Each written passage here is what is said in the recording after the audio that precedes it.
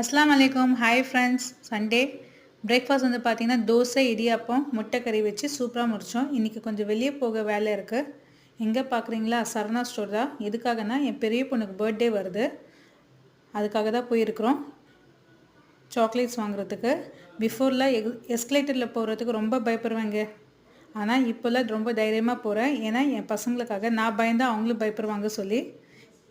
பசங்களுக்கு என்ன வேணுமோ அவங்க அதை வாங்கிட்டு சாக்லேட்ஸு ஹேர் பேண்ட்ஸில் வாங்கிட்டு இங்கேருந்து கிளம்பியாச்சுங்க.